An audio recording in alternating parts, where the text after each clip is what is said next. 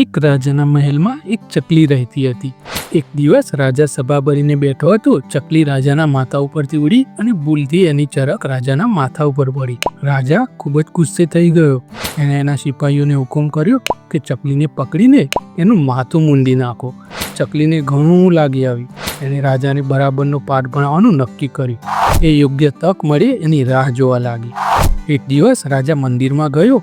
એ ભગવાનને પગે લાગીને પ્રાર્થના કરવા લાગ્યો, હે ભગવાન, મારા પર દયા કરજો. ચકલી ભગવાનની મૂર્તિ પાછળ છુપાઈ ગઈ અને અવાજ કાઢ્યો, જા રે રાજા, ભાગ, હું તારા પર દયા નહીં કરું.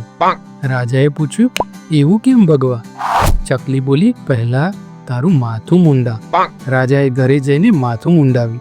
પછી પાછો મંદિર આવ્યો અને પ્રાર્થના કરવા લાગ્યો, એ ભગવાન, મારા પર દયા કરજો. ચકલી ભગવાનની મૂર્તિ પાછળ છુપાઈ ગઈ અને અવાજ કાઢ્યો, જા રે રાજા, ભાગ, હું તારા પર દયા નહીં કરું. રાજાએ પૂછ્યું, એવું કેમ ભગવાન? ચકલી બોલી, પહેલા તારી રાણીનું માથું મૂંડાવ. રાજાએ ઘરે જઈને રાણીનું માથું મૂંડાવ્યું. પછી પાછું મંદિરે આવ્યો અને પ્રાર્થના કરવા લાગ્યો, હે ભગવાન, મારા પર દયા કરજો. ચકલી ભગવાનની મૂર્તિ પાછળ છુપાઈ ગઈ અને અવાજ કાઢ્યો, જા રે રાજા, ભાગ, હું તારા પર દયા નહીં કરું. રાજાએ પૂછ્યું, એવું કેમ ભગવાન? ચકલી બોલી, પહેલા તારા કુંવરનું માથું મૂંડાવ. રાજાએ ઘરે જઈને કુંવરનું માથું મૂંડાવ્યું. પછી પાછું મંદિરે આવ્યું અને પ્રાર્થના કરવા લાગ્યો, હે ભગવાન, મારા પર દયા કરજો.